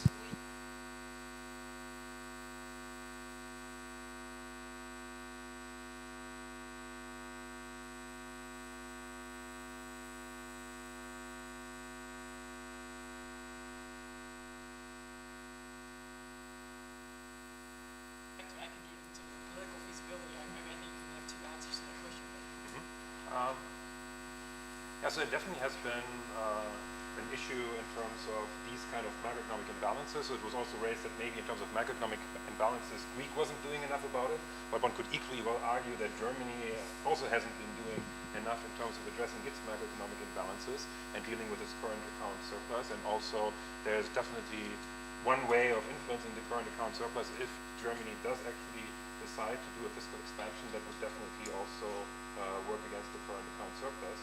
And I think there's room for, I mean, at least in the next recession, Germany should definitely step up in this respect. So I think there's two things. So in one way, of course, people often lack the counterfactual of what their current surplus would have been if they wouldn't be part of the euro, right? So we could have been Switzerland, but we could have not been Switzerland. Like we just don't know that. So people really don't know how to think about that. But that does really frame the way they perceive these issues now. So I've kind of like done the image of a tree that gives you fruit. And then you take the fruit and then you think you don't need the tree anymore. So that's a little bit of how also in the northwestern regions we're talking about the euro. So the question is, what would have been the counterfactual for us in the recession? You know, we know what it would have been actually for Greece, Spain, Ireland, Italy. It would have been better for them, probably, by most macroeconomic accounts. But we actually don't know if it would have been actually worse for the Northwest. So the question is, and I think the ultimate thing that is kind of the slimmering here, or it's kind of below the surface, is the willingness to be solidaric among member states in a way that if there would be a bailout of, or if there would be a bankruptcy of California, which was not actually that long ago, there would be a very rich state also, there would be support from the federal government. Well, that's not what we're seeing in the EU level. And I think in that way, some of these questions about, about how we deal with that are really also about the union as a whole and how we think that we should do our problem load. One small last thing, I mean, it will be very difficult to get that through an election. right? I mean, so the issue, I do understand why certain richer member states were not able to do what they wanted to do in terms of really maybe help also particular, maybe some politicians we don't know would have wanted that, but didn't eventually do it because it was difficult for them to get it through an election. Thank you very much, Mr. Vries. Then I think we can conclude. We cannot really conclude this topic. We can speak for hours about this most likely. But given the time, we have to start the closing statements. So we would like you to go from my left to my right and start with Mr. Hoekstra and finish with Mr. Vries. What are your final takeaways and how do you want to impress us like in these last 5 minutes?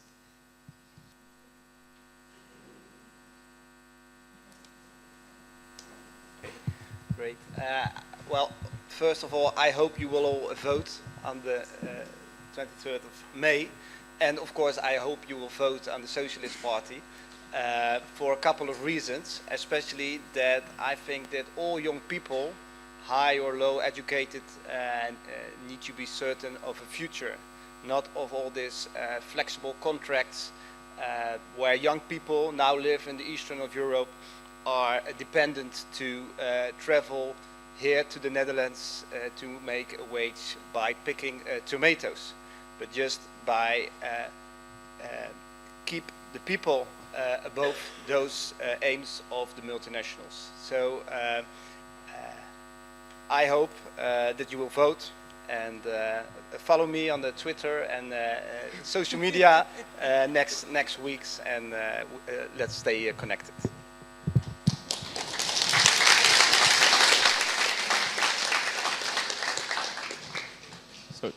So just one quick word before we switch to Mrs. Mayaki van der Horst.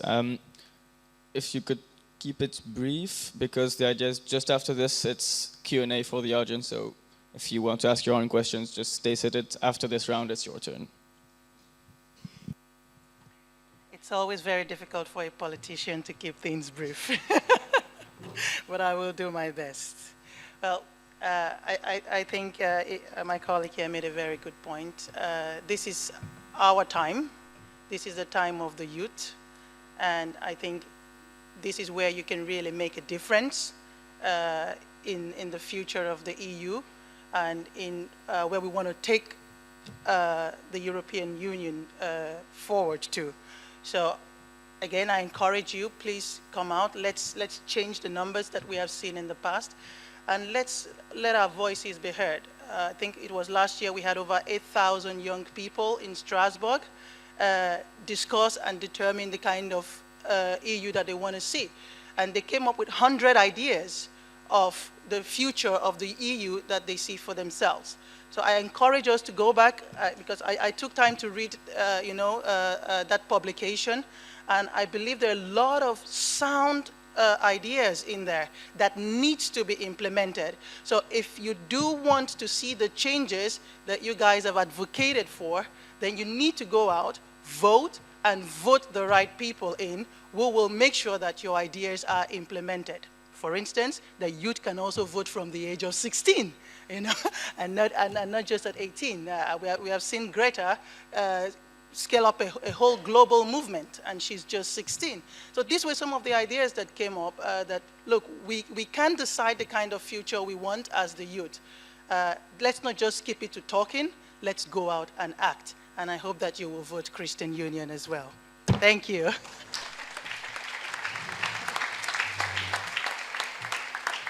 And by the way, you can also follow me, visit my website, patienceforeuparliament.com. All right. I think we've all been here at a very interesting debate where we've seen some real differences in opinions and differences in ideas and ideals and the ways the three of us want to change Europe, and also how that conflicts with, well, factual evidence that's presented here as well.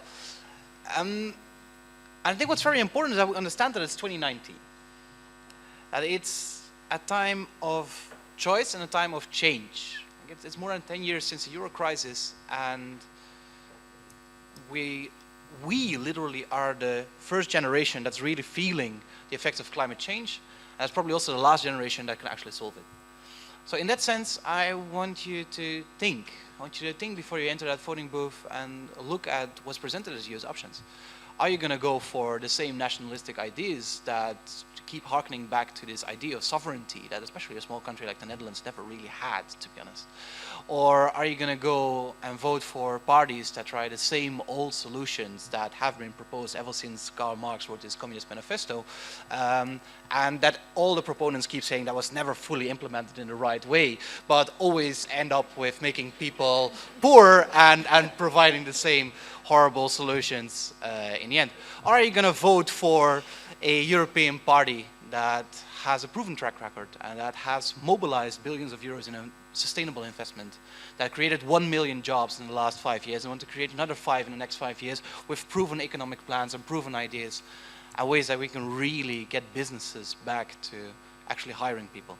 In that sense, I'd like to add to what my colleagues already said, follow us, like us, share us, watch us and what we're going to do in the next 4 weeks.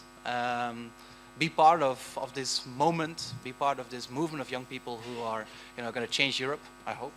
Yeah, and vote smart, vote Jim, vote CDA. Thanks.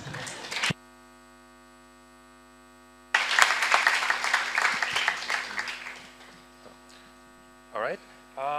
So I think overall in terms of the topics we discussed, climate change and immigration, and then also the Eurozone crisis, I think these are all striking me as somewhat topics where actually the solutions are probably mostly at the European level.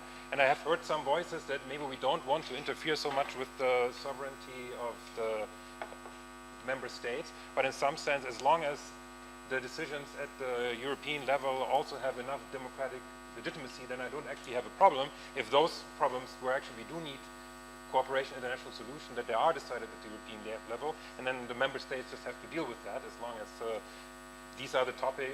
We don't want to do this for all kinds of problems, of course, that there are problems which are better dealt at the member state level, but I think the topics that we discussed today actually have important aspects to them where we want to actually decide them at the European level. And so as long as, so if these guys are, democratically elected and deciding on these things, then I think that would be a good thing. So maybe one just needs to increase also the legitimacy of the European institutions in terms of the democratic legitimacy, and then maybe also more people will vote for it down the line.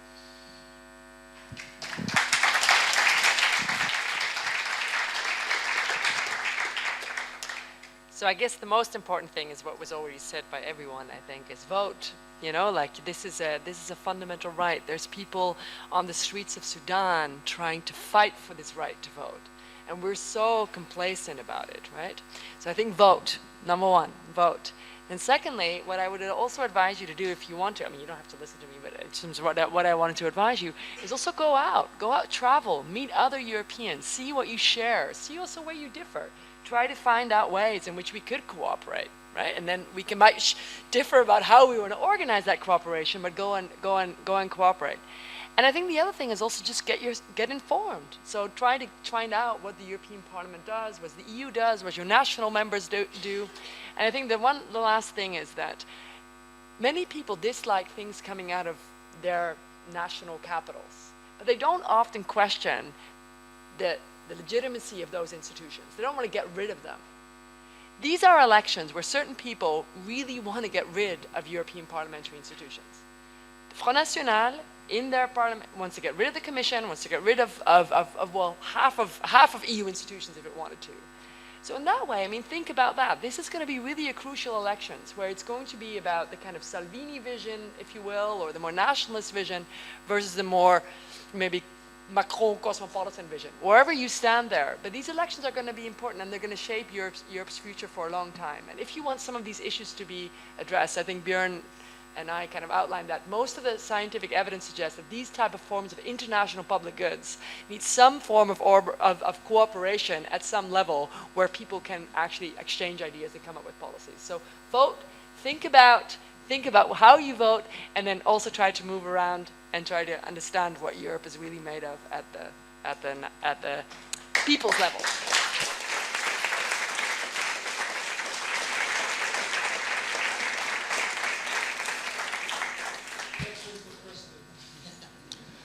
Thank you very, very much to all of you.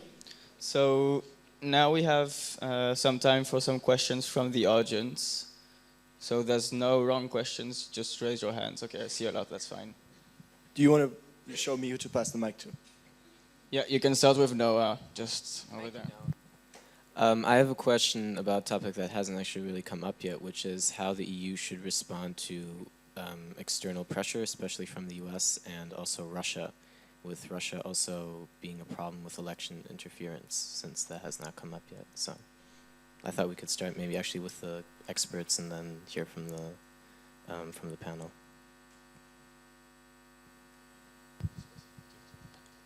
Maybe for the sake of, we have 5 people here, could you specify to whom you would like the question to be answered?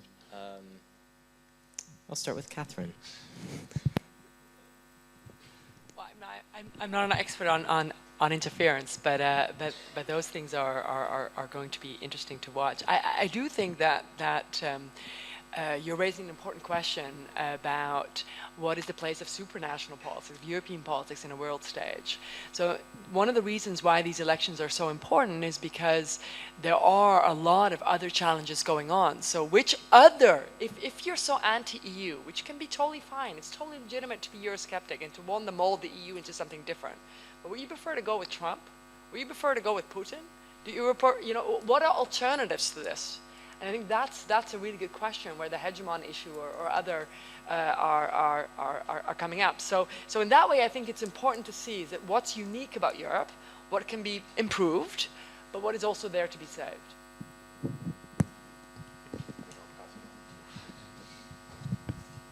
I mean, you're of course free to respond. If you don't, we'll just take the next question.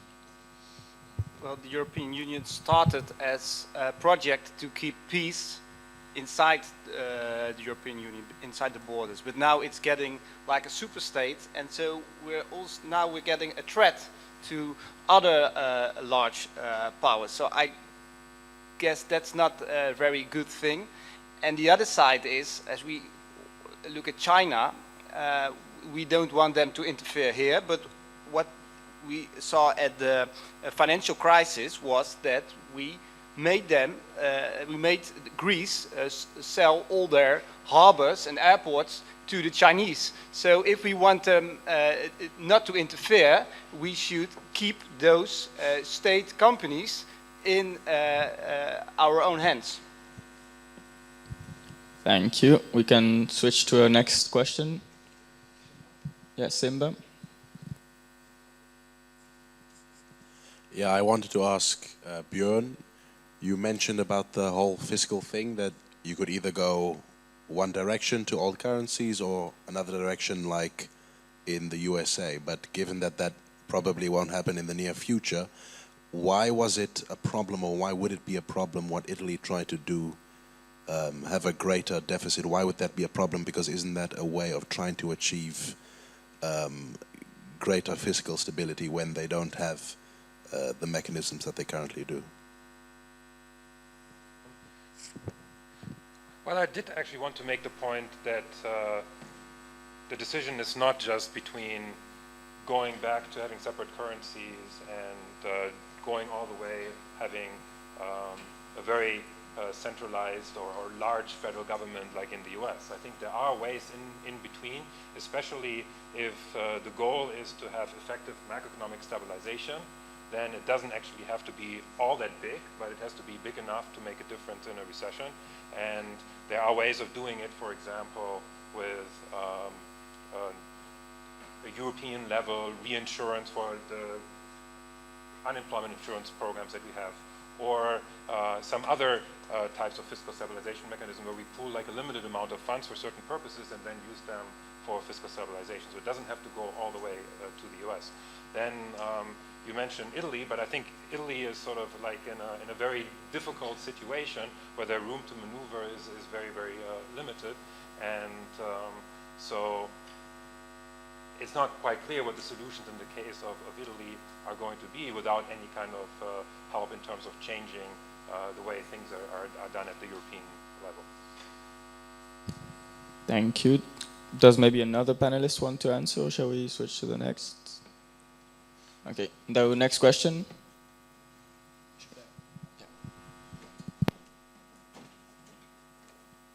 Hi, I have a question for Mr. Bastings. You mentioned the Poland case and its coal energy sector.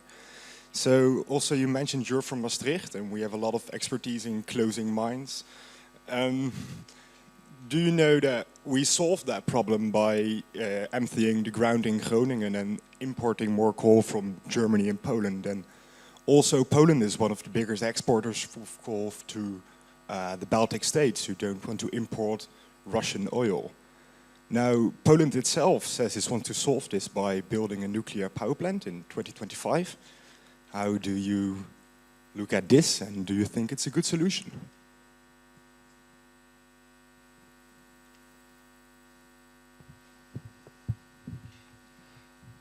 I think it's a very good question because it touches to the heart of energy politics and the economic consequences of it, and also the geopolitical consequences of it. Because you're absolutely right that the Baltic states, for very clear historic reasons, basically having been, militarily oppressed for decades by a super state from the east, don't want to import, natural gas from them. And it's true that, after we closed the mines in Limburg, we all vamped up our natural gas production in the north, and we're still dealing with the consequences of that. We're still dealing with earthquakes around Groningen. We're still dealing with people who literally see their house crumble in front of them. And those are issues that should be dealt with, first of all, on a national level, by the Dutch government finally accepting the fact that they played a massive role in this, that they should pay the homeowners for that, and they should pay for businesses and for citizens that have been suffering from it. And they should pay for that in the north, and they should pay for that in Limburg, but there are still also people who are suffering from new earthquakes that are happening every single week because we have these empty coal mines that are filling up with hot water. Now, when we get to the nuclear energy issue, I'm a bit torn, I think I can say, because I'm not a big fan of nuclear energy. I grew up in Maastricht, and pretty close to Maastricht you have the three nuclear reactors of Tihange. And those nuclear plants, those Belgian nuclear plants, are literally leaking radioactive water. And some of that water might have entered the environment, and some of it might have entered the Meuse River, crossing into Maastricht. It's not really something you want to think about when you live there. So in that sense, I'm not very happy with the Polish government, like the British government, like some other governments, actively pushing for the construction of new nuclear energy plants. I think it's very difficult to ensure the safety of nuclear energy. So in that sense, I would rather try and convince the Polish government and the Polish people, for instance with the use of EU funds and EU subsidies, to skip that step in the transition and go immediately to green energy in ways that are safer and better for the environment, also in the long term. I've promised a question down here. Very first row. I just want to start by saying that I'm from Syria, and 4 years ago I was on a boat from Turkey to Greece, and now I'm discussing EU policies, so I feel very grateful and accepted in this moment, so thank you all for this. And I want to ask Mrs. van der Horst, why do you care so much about sovereignty, where we are all, as Europeans, share the same destiny, we face the same difficulties, and we are all one, and we're going to be stronger together? Why are you focused so much about the differences more than the similarities? Why is it so important to you?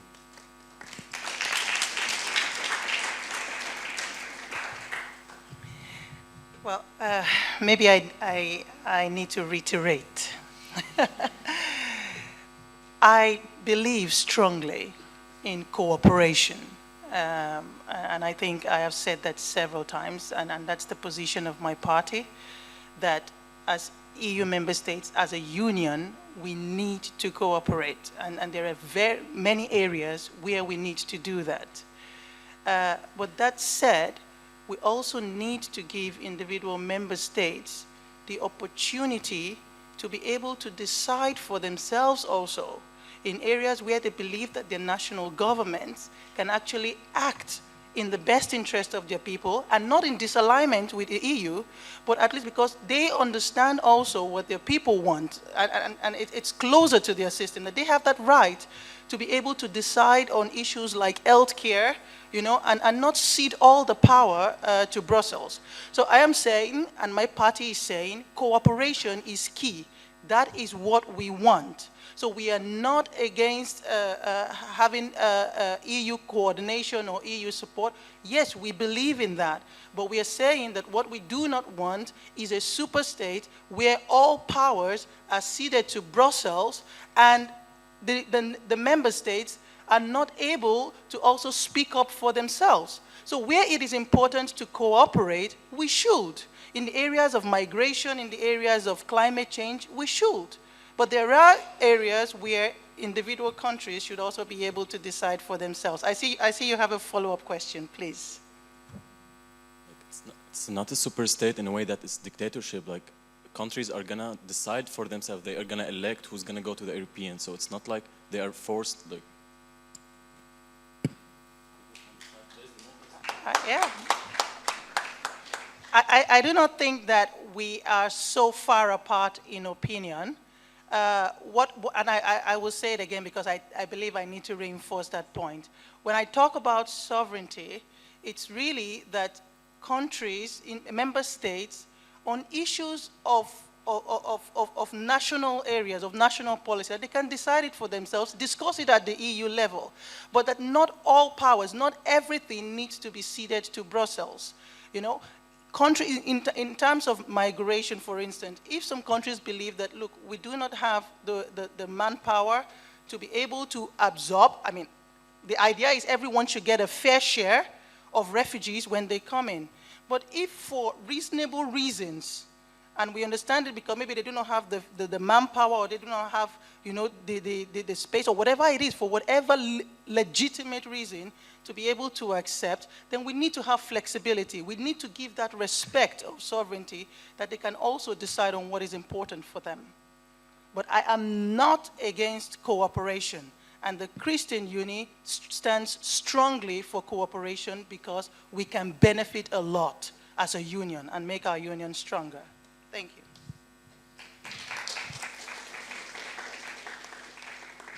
Yeah, Bas?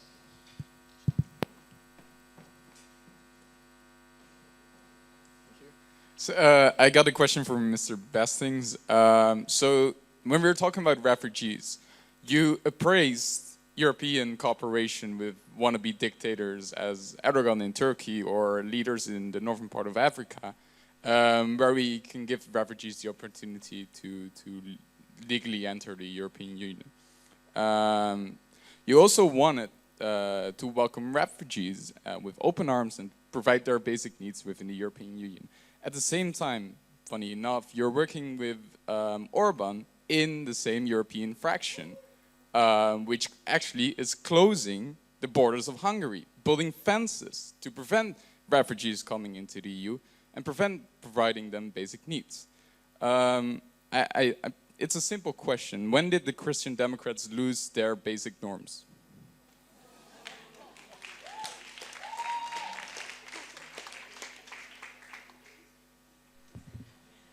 What was your name again? It's Bas. So, Bas, right? I want you as one of my sparring partners. No, seriously. I think there are two things that are very important here. One of them, of course, is the refugee issue as a whole. We can have really, sweet proposals, and we can be holier than thou in saying we want the perfect refugee policy, but sometimes you just have to deal with the neighbors you live with. And as we all have roommates that are not, the best roommates you can wish for, we're dealing on a global scale with roommates like Erdogan. And we're dealing with roommates like, probably in a few weeks, General Haftar, who will be running Libya. Well, yeah, if you really want to stop people from getting into those boats in Turkey, in Libya, in Tunisia, you'll have to deal with the issue there, or preferably quite a couple of countries before that, where the actual source of the problem is. Secondly, of course, the Orban issue. Yeah. I work in the European Parliament, and I've been working there for 3 years, and I've seen my Hungarian colleagues change. They've always been a very unique bunch within the EPP, and they've taken some very unusual positions in the last while. I'm therefore proud that my party, the CDA, was the first one within the EPP to call for action against Orban, and that was more than a year ago. Finally, and this is of course the whole too little too late discussion that we've been having about migration, about the Eurozone, about everything, but yeah, welcome to Europe, everything happens too little too late, the EPP has finally taken a stance on it. I think that it's pretty clear that what Viktor Orban has been doing is way out of bound, is not in line with the rules that all EU member states agreed on when it comes to the rule of law, when it comes to how you treat refugees, how you deal with critical journalists, how you deal with students, how you deal with academics. So I'd be surprised if he's still a member of the EPP within 6 months. So it's probably not the answer you want to hear, and it's not the answer to the question you posed, but it's the factual situation right now. We're dealing with parties in Eastern Europe, but also in other countries. We're dealing with parties within European party families that do not adhere to the same political ideas. The EPP is not purely Christian democratic. There are liberals in there, there are conservatives in there, there are people who, in the Dutch political context, would rather fit within the social democratic group. And you see the same with the liberals, you see the same with social democrats, and that's also part of that being united in diversity, in having 28 completely different political cultures. So yeah, I'm not happy with Orban being in our group. My party isn't happy with him being in there and doing the stuff he does. And I'd be surprised if he's still a member of the party in the next 6 months.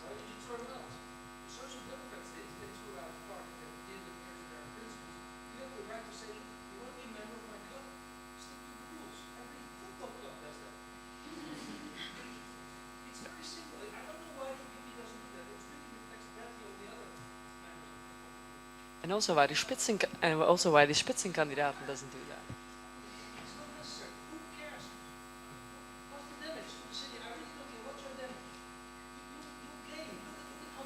Andre, you've seen the resolution that was passed in our Congress, and you've seen the position of my party leadership. That's all I can say. I can't speak, and that of course, I can have a whole discussion on unfairness and whatever. No, but because you want answers, so I'll give you an answer. I can't speak on behalf of 250 delegates who voted in a meeting last month to take this action. I know my party went in with a different position and came out with the result that we have. Well, that's Europe for you. That's compromising, and it sucks. But it's the result that you get sometimes. So yeah, and the Social Democrats sometimes take action, but they don't take action against the Social Democrats from Romania. They don't take action against the Fico government, which did exactly the same stuff as Orban did for years, and they don't take action against the Maltese government, which is selling passports, which is selling visas, and still refuses to investigate the murder of a journalist.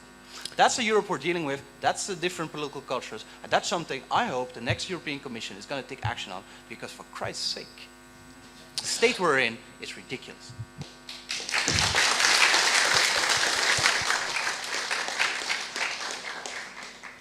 I think that's a fair point to wrap it up.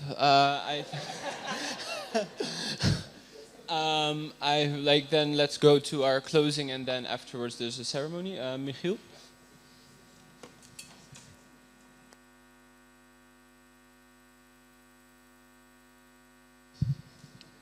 First of all, I'd like to thank all the panel members that are here. Thank you very much for coming, and we brought a small gift of appreciation.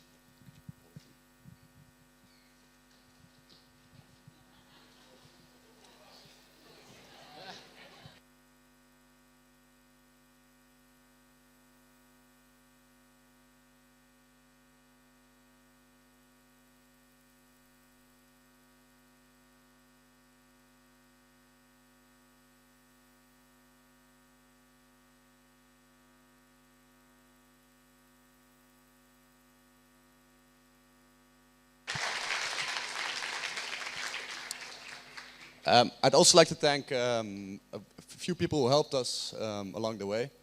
First of all, Jan Klein Nijenhuis, I thank you very much.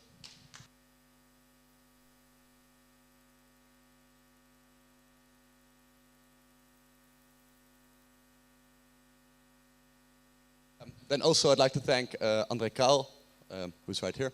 So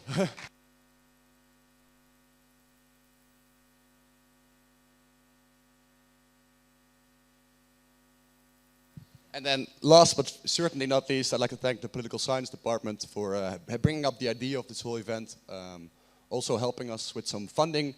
We had some last minute changes in our financial situation, and they helped us out very much. So special thanks to the Political Science Department.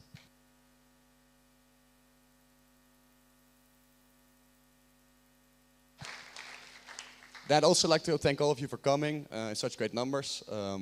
At a certain point I was quite afraid that we also would need the back rows and the rows on the right where you can't see much. That would be a shame. So thank you all for coming and having the great input on the Q&A. Also deserves quite a round of applause.